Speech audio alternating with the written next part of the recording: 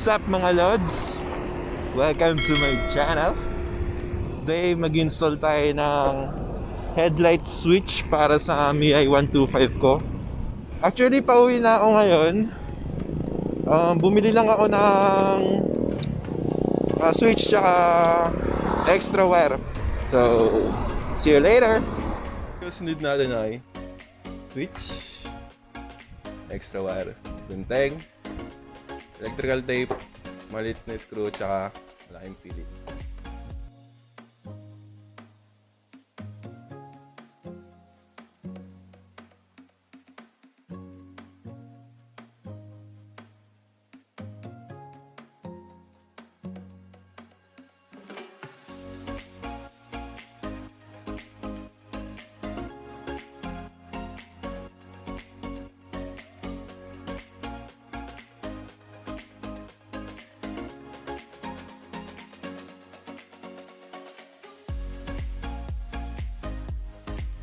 After mabaklas yung head, hanapin nyo itong socket na to, then hugutin nyo.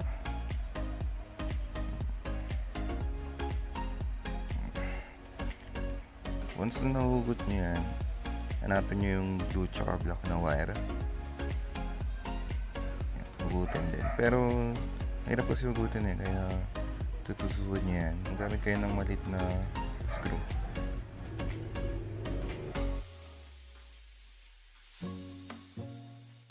Pagkatapos natin hugutin yon, itatap natin tong switch na binili natin. Pinagtugtong ko na yung extra wire at saka yung sa main switch natin.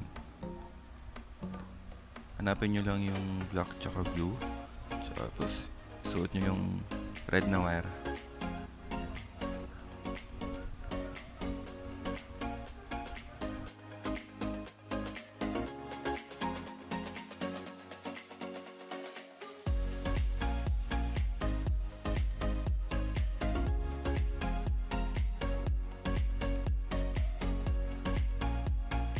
Yung natirang black na wire, itap din natin yun sa hinugot natin blue tsaka black na wire.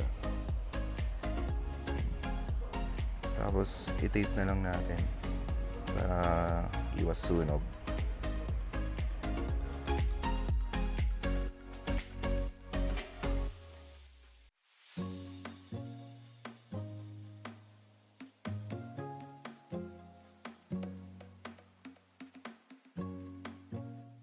After natin matap yung mga wire, try natin.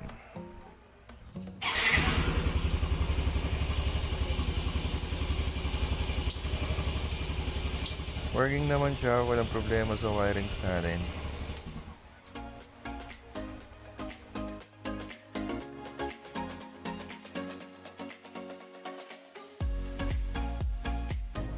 After nun, i-zip tie na lang natin yung mga wire.